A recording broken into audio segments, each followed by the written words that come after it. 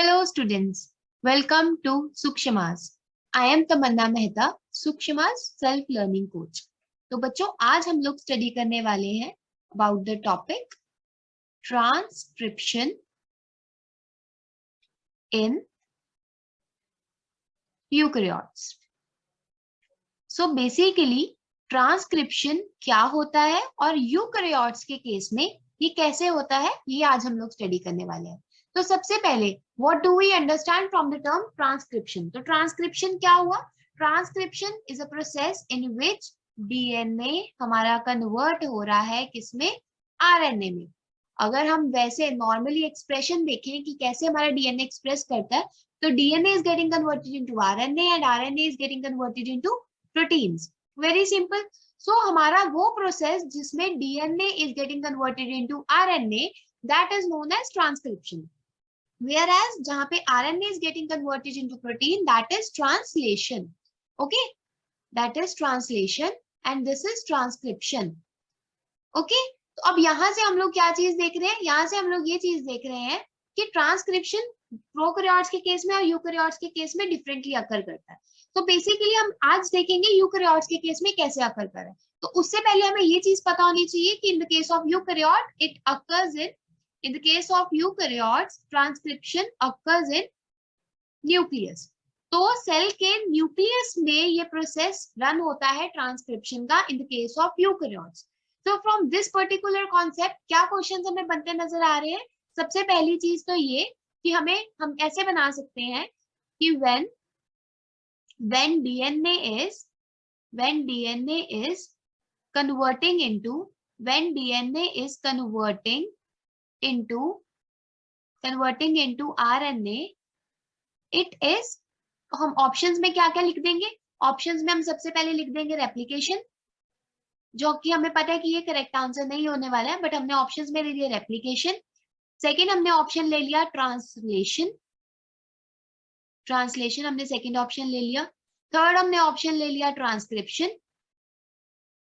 Transcription and fourth हमने option ले लिया नन. तो इस केस में हमारा जो आंसर जो हमें नजर आ रहा है वो क्या होगा? ट्रांसक्रिप्शन. मोर ओवर इससे हमें एक और क्वेश्चन बनता नजर आ रहा है, वो क्या है कि इन यूकैरियोट्स ट्रांसक्रिप्शन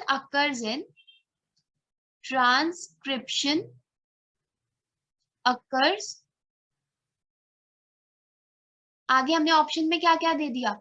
हमने ऑप्शन में लिख लिया कि साइटोप्लाज्म में होता है. सेकंड हमने ऑप्शन ले दिया गोल्जी बॉडीज. देन हमने ऑप्शन ले लिया हमने न्यूक्लियस एंड डी ऑप्शन हमने ले लिया प्लास्टिड्स. So very clear. हमें ये चीज हमने ऑलरेडी अभी स्टडी की है अपने कॉन्सेप्ट में, ये हमने बहुत चीज क्लियर की है कि जो यूकैरियोट्स के केस में जो ट्रांसक्रिप्शन होती है वो कहाँ होती है? न्यूक्लियस में. तो यहाँ पे जो हमारा क्लियरली आंसर बनेगा that is going to be nucleus. Moreover by changing just this thing, by changing just DNA into RNA and RNA into protein, by changing just simple words, आप एक ही concept से कितने सारे questions बना सकते हैं. अगर मैंने यहाँ पे डीएनए की जगह आरएनए कर दिया एंड आरएनए की जगह प्रोटीन्स कर दिया, तो इन दोनों को चेंज करके हमारा जो आंसर है वो चेंज हो जाएगा. Then the answer is going to be translation. I hope this thing is very clear. तो इससे क्या है कि हमारे इस बेसिक से कॉन्सेप्ट से मल्टीपल ऑफ क्वेश्चन अराइज हो रहे हैं. सो अब क्या डिफरेंसेस है in case of eukaryotes and in case of prokaryotes transcription में. तो आज हम जैसे यूकैरियोट्स की ट्रांसक्रिप्शन कर रहे हैं, तो इस केस में हम यहाँ पे देखेंगे कि इसमें जो एंजाइम्स इन्वॉल्व होते हैं, जो enzymes which are involved in the case of eukaryotes, enzyme कौन कौन से इन्वॉल्व होते हैं? They are RNA polymerase. RNA polymerases तो होते हैं, पर RNA पॉलीमरेजेस कितने टाइप के इन्वॉल्व होते हैं? RNA polymerase 1, RNA polymerase 2, RNA polymerase 3. So these 3 type of enzymes are involved in the case of eukaryotic transcription. Moreover, to be very specific, जो RNA polymerase 1 है ये किसको राइज देगा? ये राइज देगा rRNA को. We know these are the types of RNA. तो rRNA कहाँ से राइज होगा? RNA polymerase 1 से. Whereas in the case of RNA polymerase 2, हमारे पास क्या कौन सा आरएनए बनेगा, हमारे पास एमआरएनए बनेगा। More over in the case of polymerase 3 हमारे पास कौन सा आरएनए बनेगा, टीआरएनए बनेगा। टीआरएनए के साथ साथ यहाँ पर हमारे पास 5 एसआरएनए भी बनता है, एसआरएनए भी बनता है। मोर ओवर एसएनआरएनए भी बनता है। ये अभी हम लोग स्टडी करते हैं कि क्या होता है, बट बेसिकली अगर हम देखें तो 3 एंजाइम्स इन्वॉल्व होते हैं, RNA polymerase 1, RNA polymerase 2 and RNA polymerase 3। They are responsible for different things. Okay, तो अब इसको थोड़ा डीप में अगर हम स्टडी करें तो हम देख सकते हैं कि जो हमारा आरएनए पॉलीमरेज 1 है, जब हमारा ट्रांसक्रिप्शन में आरएनए पॉलीमरेज 1 आएगा, आरएनए पॉलीमरेज 1 आएगा, तो इससे बनेगा क्या क्या, इससे एक तो बनेगा आरआरएनए। तो जो आरआरएनए है वो कौन कौन से टाइप का बनेगा, वो 28S बन सकता है, 18S बन सकता है, 5.8S बन सकता है। These three type of rRNA are going to be formed from the RNA polymerase 1 enzyme. Okay, and moreover यहाँ से अब जैसे हमने यहाँ पे टर्म लिखी है S, this is also S and this is also S. ये S किसके लिए स्टैंड करता है, this S is standing for Swedberg constant. इस S की जो फुल फॉर्म होती है वो क्या होती है, स्वेडबर्ग कांस्टेंट। मोर ओवर ये स्वेडबर्ग क्या है, ये एक साइंटिस्ट का नेम है, ये हमारे साइंटिस्ट का नेम है स्वेडबर्ग। और स्वेडबर्ग कांस्टेंट होता क्या है, it is the rate at which, हम यहाँ पे मेंशन कर देते हैं, it is the rate at which, वो rate at which RNA molecule, जो हमारा आरएनए मॉलिक्यूल है, rate at which RNA molecule sediments in a centrifugation tube. Okay, ऐसा रेट ऑफ आरएनए मॉलिक्यूल जो सेडिमेंट होता है in the case of centrifugation tube, उस rate को हम बोलते हैं स्वेडबर्ग कांस्टेंट। ओके, तो एक साइंटिस्ट स्वेडबर्ग साइंटिस्ट था, उसके नेम पे हमने ये कांस्टेंट को नेम दिया। मोर ओवर अब इसमें से क्वेश्चन कैसे बन सकता है रुचि, इस पर्टिकुलर हमारे कॉन्सेप्ट से कि एस क्या होता है, इसमें से कैसे क्वेश्चन पुट कर सकते हैं, ये एक ऐसे हम लोग बना सकते हैं इससे क्वेश्चन कि 20 हम लिख सकते हैं in case of 28S rRNA S stands for, तो यहाँ पे हम ऑप्शंस कैसे कैसे दे सकते हैं, S stands for sediment constant, और हम थोड़े जो ऑप्शंस दे सकते हैं, स्वेडबर्ग ले लेते हैं, Svedberg constant, C option is specific constant, D option is none. तो इस वे में हम क्या, हमें पता चल रहा है, हमें सिर्फ ये स्टडी किया है कि जो हम यहाँ पे टाइप ऑफ आरआरएनए कर रहे हैं कि 28S, 18S, 5.8S, तो इसमें जो स्वेडबर्ग कांस्टेंट जो हम एस लिख रहे हैं उसका मतलब क्या है, तो यहाँ पे तो आंसर हमारा बन जाएगा Svedberg constant. Very clear. More over इसी सेम क्वेश्चन को हम एक और पैटर्न से देख सकते हैं। कैसे पैटर्न से देख सकते हैं, हम ये लिख सकते हैं, हमारा एक और क्वेश्चन, इसी क्वेश्चन को एक दूसरे वे में हम कैसे लिख सकते हैं, किस तरह से बना सकते हैं कि rate at which RNA molecule sediments in a centrifugation tube is known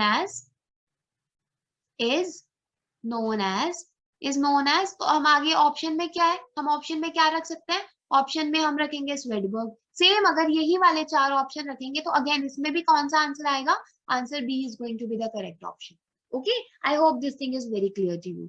more over अब यहाँ पे इससे तो हमारे क्वेश्चंस बन गए। मोर ओवर अब हम ये भी यहाँ से, जैसे कि RNA polymerase 1 is giving rise to rRNA, so this can also be you can use in your question that RNA polymerase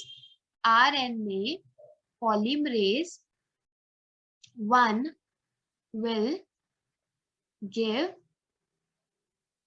give rise to किसको राइज दे रही है, आरएनए पॉलीमरेज 1। ऑप्शन में हम लोग क्या लिखेंगे, टीआरएनए। जितने भी टाइप ऑफ आरएनए है उनको हम ऑप्शंस में यूज कर सकते हैं, एमआरएनए, RRNA, DNA। ठीक है, तो ऐसे हमने ऑप्शंस बना लिए। तो हमें तो बहुत क्लियरली पता है ये चीज, हमारा कॉन्सेप्ट बहुत क्लियर है कि जो आरएनए पॉलीमरेज 1 है वो आरआरएनए को कॉज करेगी, तो आरआरएनए बन गया, तो option C is going to be the correct answer. Moreover अभी हमने यहाँ पे पीछे स्टडी किया है कि जो आरएनए पॉलीमरेज 2 है ये एमआरएनए को करेगी, आरएनए पॉलीमरेज 3 है वो टीआरएनए को करेगी। So in a very similar manner by changing just few words आप मल्टीपल क्वेश्चंस यहाँ से बना सकते हैं। सो इस बेसिक कॉन्सेप्ट से multiple of questions are coming out. जैसे कि आप यहाँ से बना सकते हो कि आरएनए पॉलीमरेज 2, अगर मैं 1 की जगह यहाँ पे 2 कर दूं तो मेरा नया क्वेश्चन बन जाएगा कि आरएनए पॉलीमरेज 2 किसको राइज दे रही है, तो आप ऑप्शन यहाँ पर सेम रहेंगे बट हमारे पास आंसर चेंज हो जाएगा। इस केस में mRNA is going to be the answer. Moreover इसी से एक और क्वेश्चन हमें बनता हुआ नजर आ रहा है, थर्ड क्वेश्चन, विच इज कि आरएनए पॉलीमरेज 3 किसको राइज दे रही है, RNA polymerase 3 is giving rise to tRNA. तो क्वेश्चन का सिर्फ स्लाइटली सा चेंज करने से हमारे जो आंसर्स हैं वो चेंज हो रहे हैं। I hope this thing is very clear to you. Moreover हमने अब ये चीज स्टडी कर ली कि ये सब कुछ होता है आरएनए पॉलीमरेज 1 के केस में। तो अब आरएनए पॉलीमरेज 2 से हमने देख लिया एमआरएनए बन रहा है। अब आरएनए पॉलीमरेज 3 से हमने देखा था कि जो हमारा आरएनए पॉलीमरेज है, आरएनए जो पॉलीमरेज 3 है हमारा, आरएनए पॉलीमरेज 3 से क्या बन रहा है, हमारा टीआरएनए बन रहा है। टीआरएनए बन रहा है प्लस हमारी और भी कुछ चीजें बन रही है, हमारे पास 5SR आरएनए बन रहा है। मोर ओवर हमारे पास SNRNA भी बन रहा है। तो हमें सबसे पहले ये चीज पता होनी चाहिए, टीआरएनए तो चलो हमें पता चल गया कि क्या होता है। अब ये जो 5SRNA है, तो ये SR stands for, this SR stands for small regulatory RNA, right. तो ये SR किसके लिए रिप्रेजेंट कर रहा है, स्मॉल रेगुलेटरी आरएनए के लिए। तो अब ये जो SNRNA ये किसको रिप्रेजेंट कर रहा है, स्मॉल न्यूक्लियर आरएनए, राइट। तो हमें ये चीज भी पता चल गई, जो आरएनए पॉलीमरेज 3 है वो टीआरएनए के साथ साथ हमारे लिए स्मॉल रेगुलेटरी आरएनए को भी राइज दे रहा है and more over small nuclear RNA को भी राइज दे रहा है। अब इस क्वेश्चन को हम इसी बेसिक कॉन्सेप्ट से और भी क्वेश्चंस बना सकते हैं, जो हमें क्या जैसे यहाँ पे दिख भी रहा है हमें कि 5SRNA is arising from हमने देख लिया कि जो 5SRNA है वो हमारा कहाँ से राइज हो रहा है। हम ऑप्शंस में क्या लिख लेंगे, आरएनए पॉलीमरेज 1, ऑप्शन 2 हमने दे दिया RNA polymerase, same RNA polymerase 2, option C हमने क्या दे दिया आरएनए पॉलीमरेज 3, ऑप्शन 4 हमने क्या दे दिया आरएनए पॉलीमरेज 4।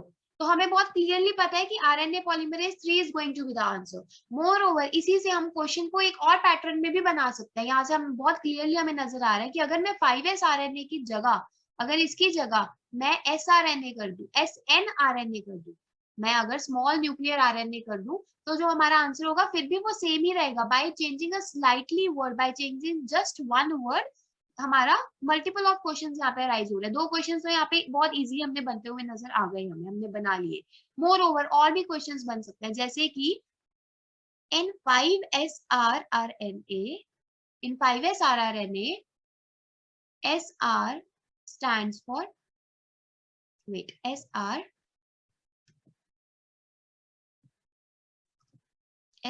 stands for, तो SR किसके लिए रिप्रेजेंट कर रहा है, हमें ऑप्शन में हमने दे दिया स्मॉल न्यूक्लियर, कि स्मॉल न्यूक्लियर के लिए रिप्रेजेंट करता है, ये हमने कर दिया ऑप्शन 1।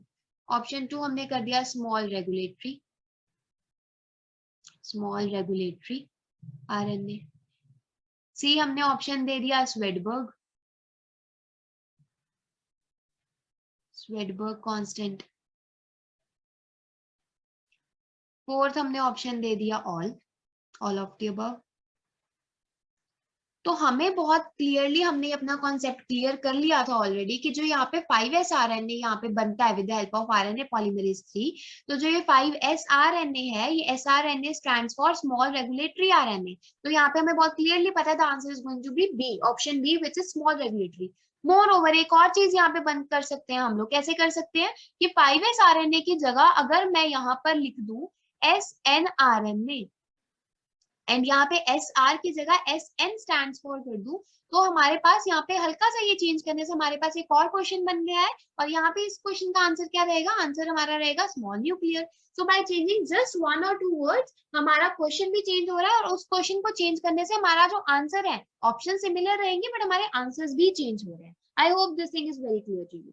मोर ओवर, अब हमने यूकैरियोट्स में पढ़ लिया, eukaryotes don't have any factors. जैसे कि हम जनरली पढ़ते हैं कि हमारे पास सिग्मा फैक्टर होता है फॉर इनिशिएशन, सिग्मा फैक्टर होता है, या फिर हमारे पास रो फैक्टर होता है। ट्रांसक्रिप्शन के केस में ये दो फैक्टर्स बहुत कॉमन होते हैं, बिकॉज ये प्रोकैरियोटिक ट्रांसक्रिप्शन में इनकी इंपॉर्टेंस होती है, बट यूकैरियोटिक ट्रांसक्रिप्शन के केस में नहीं होती है। सो this can also be your question, you can make question from this also. आप यहाँ से भी एक एमसीक्यू बना सकते हैं। कैसे बनाएंगे आप, कि इन which case sigma and rho factors are not involved in transcription। तो किस केस में सिग्मा और रो फैक्टर्स ट्रांसक्रिप्शन में नहीं इन्वॉल्व होते? तो हमारे पास ऑप्शन क्या है, सबसे पहले हमने ऑप्शन में क्या लिख दिया, प्रोकैरियोट्स। बी ऑप्शन में हमने दे दिया यूकैरियोट्स।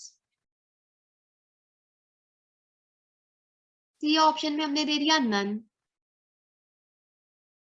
डी ऑप्शन में दे दिया all of the above, all of the above. तो हमें यहाँ से बहुत क्लियरली एक चीज दिख रही है कि सिग्मा और रो फैक्टर, अभी मैंने आपको बताया कि सिग्मा और रो फैक्टर यूकैरियोट्स के केस में प्रेजेंट नहीं होते। मोर ओवर, इससे हम एक और भी क्वेश्चन बना सकते हैं। कैसे, कि अगर मैं नॉट यहाँ से हटा दूं तो क्वेश्चन का मतलब चेंज हो जाएगा। क्वेश्चन क्या बन जाएगा, in which case sigma and rho factors are involved in the transcription. तो हमारा जो आंसर है वो चेंज हो जाएगा, यूकैरियोट्स की बजाय आंसर क्या हो जाएगा, वो हमारा प्रोकैरियोट्स। क्योंकि हमें ये चीज बहुत क्लियरली पता है कि इन the case of prokaryotes sigma and rho factors are involved, but whereas in the case of eukaryotes sigma and rho factors are not involved. Okay, so I hope this thing is very clear to you. अब हमारे पास same चीजें रहती हैं, हमारे पास sequences रहते हैं। जैसे कि हमारे पास प्रमोटर सीक्वेंस रहता है। प्रमोटर जीन का मतलब क्या हुआ, वो वाला sequence which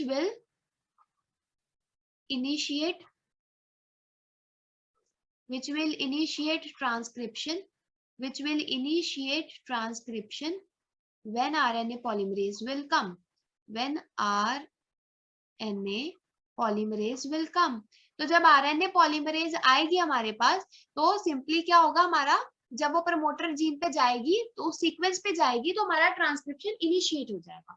more over, promoter की जगह हमारे पास टर्मिनेटर भी होता है।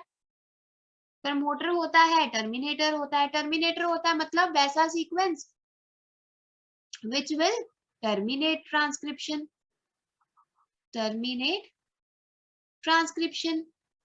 ठीक है, ये भी हमें बहुत क्लियरली पता है कि टर्मिनेट कैसे हो रही है ट्रांसक्रिप्शन। अगर हमारा आरएनए पॉलीमरेज सीक्वेंस पे जा रहा है तो टर्मिनेट हो गई जी हमारी ट्रांसक्रिप्शन। और हमारा स्ट्रक्चरल जीन क्या होता है, स्ट्रक्चरल जीन वो वाला सीक्वेंस होता है, sequence which will give rise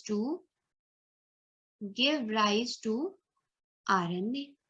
वो वाला रीजन ऑफ डीएनए जो कि आरएनए में कन्वर्ट होने वाला है, that region is known to be as structural gene. Okay, I hope this thing is very clear to you. तो अब क्या होगा बच्चों, हमने ये देख लिया था, हमने अभी यहाँ पे प्रीवियसली ये चीज देखी है। यहाँ पे हमने देखा है कि आरएनए पॉलीमरेज 1 बनाएगा आरआरएनए, 2 बनाएगा एमआरएनए, 3 बनाएगा टीआरएनए। इसको हम एक बार दोबारा से यहाँ पे रिपीट कर देते हैं। यहाँ पे हम लोग ये फिर से लिख देते हैं जरा, कि जो हमारा 1 होगा आरएनए पॉलीमरेज, आरपी1 लिख देती हूँ, आरपी1 होगा वो आरआरएनए बनाएगा। जो हमारा 2 होगा वो एमआरएनए बनाएगा। जो हमारा 3 होगा वो टीआरएनए बनाएगा। ठीक है, तो ये चीजें हमें तीनों पता है। अब क्या होगा, जो टीआरएनए और आरआरएनए ये तो बहुत सिंपली बन जाएंगे, नॉर्मली बन जाएंगे। कैसे बनेंगे, कि जो हमारा आरएनए पॉलीमरेज 1 आएगा वो सबसे पहले प्रमोटर रीजन पे जाएगा, प्रमोटर रीजन पे जाके फिर देन वो स्ट्रक्चरल जीन पे जाएगा। इजीली वो अपने कॉम्प्लीमेंट्री बेस पेयर्स ऐड करेगा, जो कि आरएनए पॉलीमरेज का काम भी है। तो वैसे वो हमारी ट्रांसक्रिप्शन कर देगा, बहुत इजीली वो चीज ये कर देगा, नो इश्यूज इन दैट।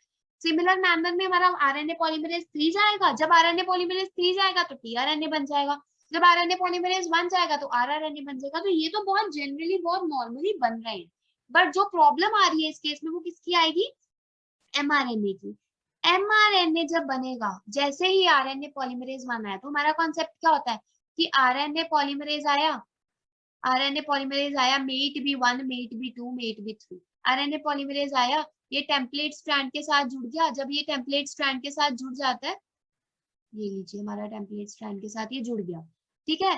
तो आरएनए पॉलीमरेज जाता है, टेम्पलेट स्ट्रैंड के साथ जुड़ जाता है, इनिशिएशन कर देता है। इनिशिएशन के बाद हमारा उसके बाद हमारा स्ट्रक्चरल जीन के साथ हमारा प्रॉपर आरएनए सीक्वेंस जुड़ जाता है, आरएनए बन जाता है। उसके बाद हमारा ये स्ट्रैंड डिफर कर जाते हैं, जब वो टर्मिनेटर पे पहुंच जाता है, स्ट्रैंड डिफर कर गए तो हमारा जो प्रोसेस है टर्मिनेट हो जाता है। सिंपल सा ऐसा ही प्रोसेस रहता है ट्रांसक्रिप्शन का, वो सिमिलर रहेगा। तो अब अगर यहाँ पे आरएनए पॉलीमरेज बन जाएगा तो चलो जी हमारा जो आरएनए निकलेगा वो आरआरएनए निकल जाएगा। अगर यहाँ पे 2 जाएगा तो जो हमारा आरएनए निकलेगा वो सॉरी हमारा अगर यहाँ पे 3 जाएगा तो हमारा यहाँ पे टीआरएनए निकल जाएगा। बट अगर हमारे पास आरएनए पॉलीमरेज कौन सा जा रहा है, अगर हमारे पास आरएनए पॉलीमरेज जा रहा है 2, तो उस केस में आना तो हमारे पास चाहिए एमआरएनए। एमआरएनए की बजाय एक हमारे पास सबसे पहले हमारे पास एचएनआरएनए बन जाता है, एचएनआरएनए बन जाता है, which is also hnRNA standing for heterogeneous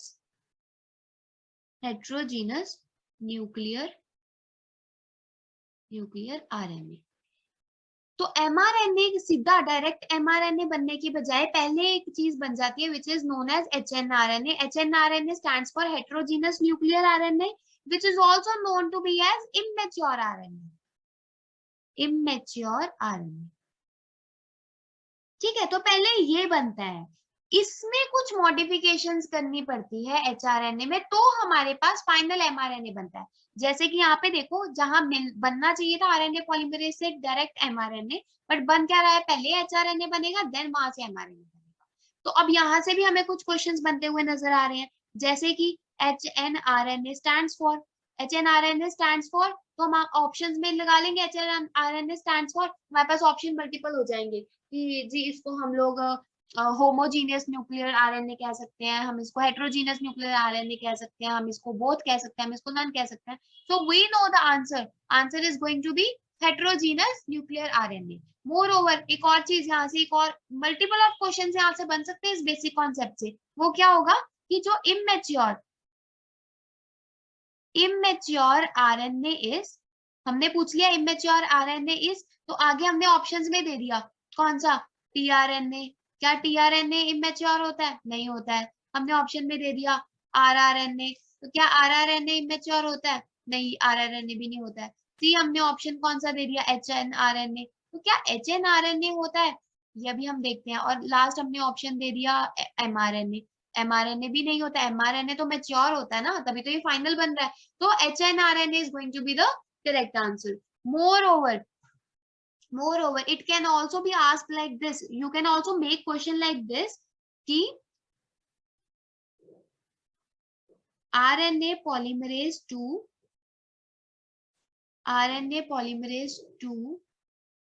will lead to an intermediate and an immature RNA which is, हमने यहाँ पे क्वेश्चन बना लिया कि आरएनए पॉलीमरेज 2 राइज दे रही है, किसको राइज दे रही है, कि इमेच्योर आरएनए को। वो कौन सा है, क्या वो टीआरएनए है, नहीं वो टीआरएनए तो नहीं है। क्या वो आरआरएनए है, आरआरएनए भी नहीं है। क्या वो एचएनआरएनए है, एचएनआरएनए ही है। या फिर हमने लिख दिया none. By this way you can make multiple of questions from this particular concept. Moreover, यहाँ पे आप एक और बेसिस पे कर सकते हो, आप ये भी लिख सकते हो, हमने जैसे अभी तो ऑप्शंस में ये दे दिया एचएनआरएनए, आप ये भी देख सकते हो एचएनआरएनए इज प्रोड्यूस्ड बाय, अब ऑप्शंस में हम लोग क्या लिख देंगे, यहाँ पे हम लोग ऑप्शंस में लिख देंगे आरएनए पॉलीमरेज 1 फिर सेकेंड ऑप्शन हम लोग क्या दे देंगे, RNA पॉलीमरेज 2। थर्ड ऑप्शन हम क्या दे देंगे, RNA पॉलीमरेज 3। फोर्थ ऑप्शन हम क्या दे देंगे, RNA polymerase 4। So among this, B is going to be the correct answer कि RNA polymerase 2 is giving rise to this thing. तो हमने ये देखा था कि मॉडिफिकेशंस की कुछ जरूरत पड़ती है। तो कैसी मॉडिफिकेशंस की जरूरत पड़ती है, मॉडिफिकेशन में अब mRNA बनाना है, हमारे पास HNRNA है, तो HNRNA है तो अब इसकी पोलैरिटी देख लेते हैं। HNRNA कुछ ऐसा है, 5 प्राइम एंड 3 प्राइम एंड, ये हमने बना दिया HNRNA, ये हमारा HNRNA है। ओके, तो इसमें कुछ सीक्वेंस, इसमें कुछ सीरीज ऑफ प्रोसेसेस होंगे। सबसे पहले क्या रहेगा हमारा, कैपिंग। कैपिंग के बाद हमारा क्या रहेगा, टेलिंग। कैपिंग हो गई, टेलिंग हो गई, देन हमारे पास क्या रहेगा, स्प्लाइसिंग। स्प्लाइसिंग हो गई, तो कैपिंग हो गई, टेलिंग होगी और स्प्लाइसिंग हो गई। तो इसमें ये ऐसे ही सीक्वेंस वाइज चलेगा, 1 2 3। तो कैपिंग, टेलिंग और स्प्लाइसिंग होगी। तो कैपिंग में क्या हो रहा है, कैपिंग कहाँ पे हो रही है, सबसे पहले देखेंगे। सबसे पहले यहाँ पे 5 prime end of HNRNA, 5 prime end of HNRNA पे होगी कैपिंग। टेलिंग कहाँ पे होगी, 3 प्राइम एंड ऑफ HNRNA। तो 3 प्राइम एंड पे क्या होगी, हमारी टेलिंग होगी। अभी हम देखते हैं स्प्लाइसिंग क्या होती है। सबसे पहले कैपिंग का मतलब क्या हुआ, कैपिंग का मतलब हुआ कि मिथाइल गुआनोसिन ट्राइफॉस्फेट, ये ऐड हो जाएगा, कहां पे ऐड होगा, 5 प्राइम एंड ऑफ HNRNA। सो जब मिथाइल गुआनोसिन ट्राइफॉस्फेट ऐड हो गया HNRNA के 5 प्राइम एंड पे, सो ऐसा इस यहाँ इसको हम क्या बोलेंगे, कैपिंग बोलेंगे। टेलिंग कब होगी, जब 3 प्राइम एंड ऑफ HNRNA पे क्या ऐड होगा, एडिनो। ये तो चलो कैपिंग यहाँ पे नीचे लिख देते हैं कैपिंग, ताकि हमें याद रहे कि कैपिंग कैसे हो रहा है। ठीक है, 3 प्राइम एंड ऑफ HNRNA पे जब एडिनोसिन मोनोफॉस्फेट ऐड होगी, एडिनोसिन मोनोफॉस्फेट जब ऐड होगी कहां पे, 3 प्राइम एंड पे, कहां पे ऐड होगी, 3 प्राइम एंड पे ऑफ HNRNA के 3 प्राइम एंड पे जब ये ऐड होगी, this process is going to be known as tailing. Okay, तो इसको हम क्या बोलेंगे, tailing. Tailing is going to be occurring over here. ठीक है, तो हमारे पास कैपिंग भी होगी, टेलिंग भी होगी, वेरी सिंपल। मोर ओवर, अब ये जो इसमें एक और चीज भी ध्यान रखने वाली होती है कि जो एडिनोसिन मोनोफॉस्फेट हम लोग बोल रहे हैं, ये कितने रेजिड्यूज ऐड होते हैं, 200 to 300। ठीक है, मोर ओवर एडिनोसिन मोनोफॉस्फेट की जगह हम इसको एक और नेम से भी कह सकते हैं, एडिनाइलेट ऐड होता है in the case of telling. तो अब इससे मल्टीपल ऑफ क्वेश्चंस हमें बनते नजर आ रहे हैं। सबसे पहला हम क्या बना सकते हैं, how many residue of adenylate is added while tailing। कितने रेजिड्यू ऐड होते हैं, तो हम ऑप्शन में क्या करेंगे, सबसे पहले हमने ऑप्शन दे दिया 200 to 300, दूसरा ऑप्शन दे दिया अप टू 100, तीसरा ऑप्शन दे दिया मोर देन 1000, मोर देन 400 दे दिया। चलो डी ऑप्शन हम लोग दे देते हैं more than 1000। So in this case we know this thing कि 200 to 300 ही रेजिड्यू ऐड होने वाले हैं, किसके, एडिनाइलेट के। ओके, मोर ओवर अब इसमें से एक और चीज भी हम लोग चेंज करके एक और न्यू क्वेश्चन यहाँ से बना सकते हैं। कैसे बनता नजर आ रहा है हमें, कि हाउ, यहाँ पे हम लोग अगर हाउ मैनी की जगह देख लें, at which point adenylate is added, कौन से एंड पे, पॉइंट या फिर यहाँ पे एंड लिख देते हैं, पॉइंट की जगह थोड़े स्पेसिफिक हो जाते हैं। At which end adenylate is added, कौन से एंड पे एडिनाइलेटेड ऐड होता है, तो यहाँ पे हम लिख देंगे 3 प्राइम ऑफ HNRNA। फिर हमने बी ऑप्शन दे दिया 5 प्राइम ऑफ HNRNA। फिर हमने दे दिया सी ऑप्शन, हमने दे दिया 3 prime of mRNA। Right. Fourth हमने ऑप्शन दे दिया, क्या दे दिया, 5 प्राइम ऑफ mRNA। हमें बहुत क्लियरली ये चीज पता है कि 3 प्राइम एंड ऑफ HNRNA पे ही हमारी टेलिंग हो रही है, ठीक है। टेलिंग मतलब हमें पता है एडिनाइलेट ग्रुप ऐड हो रहा है, राइट। मोर ओवर अगर हमने एडिनाइलेट को भी हम लोग सब्स्टिट्यूट कर सकते हैं किसके साथ, इसको हम लोग कर सकते हैं टेलिंग के साथ। हम ऐसा भी एक एमसीक्यू बना सकते हैं, at which and telling is occurring, eight which and telling is occurring. So by changing just few words आपका क्वेश्चन एक न्यू क्वेश्चन बन रहा है, पर हमारा जो आंसर है वो अभी भी वही रहेगा कि 3 प्राइम एंड पे HNRNA बन रहा है। मोर ओवर इससे और भी क्वेश्चंस बनते नजर आ रहे हैं। और क्वेश्चंस कैसे बनेंगे यहाँ पे, और क्वेश्चंस ऐसे बनेंगे कि हम यहाँ पे लिख देंगे कि विच एंड, एट विच एंड हमारा जो कैपिंग है, eight which and capping is occurring, eight which and capping is occurring. तो कैपिंग कहाँ पे अकर हो रही है, हमें ये भी चीज बहुत क्लियरली पता है। तो ये हमने क्वेश्चन तो चेंज कर लिया, ऑप्शन सेम रहे, तो ऑप्शंस में आंसर क्या होगा, 5 prime and. More over capping की जगह अगर हम लोग यहाँ पे स्पेसिफिक लिख दें, क्योंकि हमें पता है कि कैपिंग के एंड पे क्या हो रहा था, तो अगर हम लोग यहाँ पे स्पेसिफिक लिख दें कि methyl guanosine triphosphate, methyl guanosine triphosphate कहाँ, कौन से एंड पे ऐड हो रही है, तो आंसर ऑप्शंस भी सेम रहेंगे और आंसर अभी भी हमारा वही रहेगा कि 5 प्राइम एंड ऑफ HRNA पर हमारी जो कैपिंग है वो अकर हो रही है। Okay, I hope this thing is again clear to you. Okay, so by changing just few words आप लोग मल्टीपल ऑफ क्वेश्चंस यहाँ से बना सकते हैं। अब बात आ गई थी हमारा जो लास्ट कॉन्सेप्ट बचा था, विच इज स्प्लाइसिंग।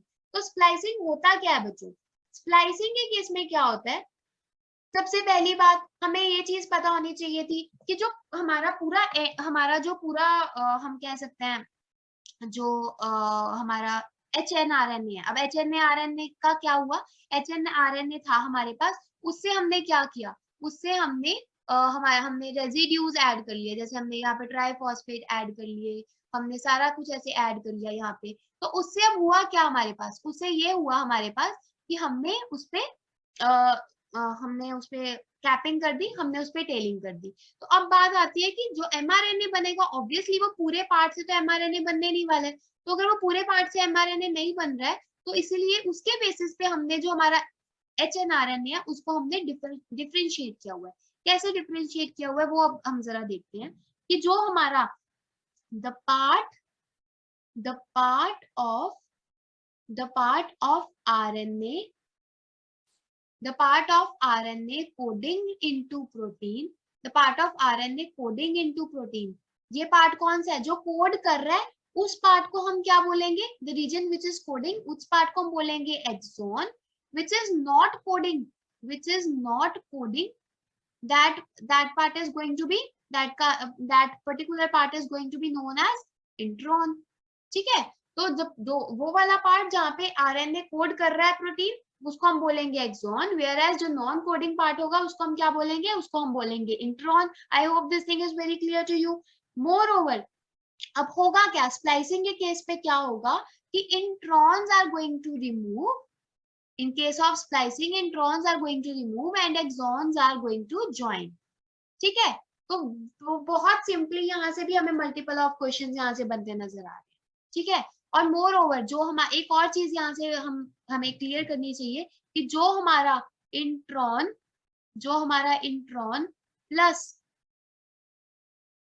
प्लस हमारा SNRNA जो हमने ऑलरेडी पीछे स्टडी किया था, ये दोनों मिलके एक कॉम्प्लेक्स बनाते हैं जिसको हम बोलते हैं spliceosome. this complex is known as spliceosome। okay, so I hope this thing is very clear। तो अब इससे मल्टीपल ऑफ क्वेश्चंस बनते नजर आ रहे हैं। यहाँ पे हम ये लिख सकते हैं in case of splicing what occurs। तो अब हमें ऑप्शन में क्या देंगे, इंट्रॉन, हमने ऑप्शन में क्या ले लिया, इंट्रॉन ले लिया। बी ऑप्शन हमने क्या ले लिया, एक्सॉन ले लिया, इंट्रॉन ले लिया, एक्सॉन ले लिया। उसके बाद हमने सी ऑप्शन ले लिया बोथ, एंड डी ऑप्शन हमने ले लिया नन। सो इस केस में जो हमारा आंसर होने वाला है कि एक्सॉन की स्प्लाइसिंग के केस में क्या होता है, एक्सॉन और इंट्रॉन दोनों अकर होते हैं। So both A and B is going to be the answer. Moreover हम ऐसे भी कर सकते हैं, coding part of RNA into protein, क्योंकि बन तो प्रोटीन रहा है ना at the end. So coding part of RNA into protein is called, this is called exon. हमें ऑप्शन में क्या ले लिया, एक्सॉन ले लिया. एक हमने ले लिया इंट्रोन ले लिया. एक हमने सी ऑप्शन ले लिया बोथ. एंड डी ऑप्शन क्या ले लिया हमने, नन. सो इस केस में क्या हो रहा है बच्चों, इस केस में हमें बहुत क्लियरली पता है कि कोडिंग पार्ट कौन सा है, coding part is the exon. So exon answer होगा. और इसी को अगर हम हल्का सा चेंज भी कर सकते हैं, नॉन कोडिंग कर देंगे तो आंसर हमारा इंट्रॉन हो जाएगा, एक्सॉन नहीं रहेगा. So we know this thing very clearly कि by changing just few words, by changing just अपने कॉन्सेप्ट्स को क्लियर करके, अगर हम इन कॉन्सेप्ट्स को क्लियर कर ले, so we can give rise to variety of questions from this particular part. जैसे कि अगर हम यहाँ पे नॉन कोडिंग कर देंगे, ऑप्शन सिमिलर रख देंगे, तो intron is going to be the answer. Whereas अगर हम यहाँ पे नॉन कोडिंग के बजाय सिर्फ कोडिंग रख देंगे तो exon is going to be the answer. Moreover एक और क्वेश्चन यहाँ से बनता हुआ नजर आ रहा है इस पर्टिकुलर एरिया से. ये क्या क्वेश्चन है कि स्प्लाइसोसोम इज अ कॉम्प्लेक्स. वो कौन सा कॉम्प्लेक्स है, अब ऑप्शन में तुम्हें दे दिया exon plus SNRNA, intron plus XNRNA, in a similar manner RRNA और mRNA. तो उसमें हमें आंसर बहुत क्लियरली पता है कि intron plus SRNA is going to be the answer. Okay, I hope this thing is very clear to you. Okay, so by this way, by just clearing your concept, आप लोग अपने variety of questions यहाँ से बना सकते हो बच्चों. Okay. तो guys, जैसे कि आप जानते हो कि मेरे इस लेक्चर के बाद आपका काम शुरू होता है, वो है इस टॉपिक को रिवाइज करने का और इस टॉपिक को प्रैक्टिस करने का. एंड आपकी इस प्रैक्टिस को और आसान एंड इंटरेस्टिंग बनाने के लिए सुक्षिमा's brought you a self learning game Beyond Knowing. इस गेम में पार्टिसिपेट करके आप अपनी डेली सेल्फ स्टडीज कर सकते हो. इस गेम की सबसे खास बात ये है कि ये एक सेल्फ लर्निंग गेम है, जहां आपको एक सेल्फ मेड क्विज क्वेश्चन, एक आंसर, कुछ रीड्स एंड क्विज प्ले करनी होती हैं, जो कि आपकी एवरीडे लर्निंग डोज को पूरा कर देती है. ये गेम आपको खेल खेल में ही आपकी डेली सेल्फ स्टडीज करा देती है और आपको मोटिवेट करने के लिए यहाँ आपको daily, weekly, monthly best learners and most discipline learner जैसे कैश रिवॉर्ड्स भी मिलते हैं. To know more about this game visit the link in the description. तो फिर चलिए अब हम आज का MCQ बनाते हैं from the topic we have studied today, so that you can create or modify this question to post in today's Beyond Knowing post MCQ activity. तो जब आप हमारी ऑफिशियल साइट पर जाएंगे, ऑफिशियल साइट पर जाकर आपको हमारी ये वॉल विजिबल होगी, जिसमें आपको wall, question, e notes, calculation and MCQ पे ऑप्शंस विजिबल होंगे. जब आप MCQ पे क्लिक करेंगे तो पोस्ट MCQ का यहाँ पे आपके ऑप्शन विजिबल होगा. जब आप पोस्ट MCQ पे क्लिक करेंगे तो आपके पास क्वेश्चन पुट करने का प्रॉपर स्पेस प्रोवाइडेड होगा. यहाँ पर जब आप अपना MCQ, जो आपने सेल्फ मेड MCQ है, आप वहां पर पुट करेंगे, then comes a tag. Tags are very important for your question because ये आपके क्वेश्चन को एक स्पेसिफिक रिकॉग्नाइजेशन देते हैं. जैसे कि मेरा जो क्वेश्चन है ये DNA, biology, zoology and medical entrance exam से रिलेटेड है, नीट से रिलेटेड है, तो मैंने स्पेसिफिकली उनको टैग्स प्रोवाइड कर दिए. Then comes option. जैसे कि मैंने अभी सेल्फ मेड MCQ के ऑप्शंस कुछ बनाए, जैसे capping, splicing, polyadenylation, transcription. These are the options. Okay, so इसमें से हमें पता है कि the correct answer is option 1. So मैंने option 1 पे क्लिक किया and then comes submit MCQ. जब मैंने submit MCQ किया तो मेरा MCQ कुछ इस वे में विजिबल हुआ, जो कि हम ऐसे भी ओपन करके देख सकते हैं कि this is my MCQ, these are the option and the correct answer is option A. तो अब इससे मिलेगा क्या हमें, इससे बेनिफिट क्या है हमें, तो हम जब बियॉन्ड नोइंग में जाके पॉइंट्स टेबल पर जाएंगे तो हमें यहाँ पे उसका क्वेश्चन, हमारा MCQ पोस्ट के यहाँ पे पॉइंट्स मिलेंगे. In a similar manner quiz play करने के भी पॉइंट्स होते हैं, क्लैप करने के भी पॉइंट्स होते हैं, कमेंट करने के भी पॉइंट्स होते हैं. अगर आप एक क्विज प्ले करेंगे तो आपको 27 पॉइंट्स मिलेंगे. इन सिमिलर मैनर अगर आप एक MCQ पोस्ट करेंगे आपको 10 पॉइंट्स मिलेंगे. तो यहाँ पर ये सब चीजें करके आप अपने पॉइंट्स इंक्रीज कर सकते हैं. इन पॉइंट्स का बेनिफिट क्या है बच्चों, हमारा जो रिजल्ट क्राइटेरिया रहता है वो ऑल्टरनेट बेसिस पे रहता है. It can be on the basis of cut off and random and it can be on the basis of points. So जैसे कि आज का जो रिजल्ट क्राइटेरिया है that will be on the basis of points, whereas जो इस week का result criteria रहेगा it will be on the basis of cut off and random. So this gives chance to the newcomers to win in this particular game.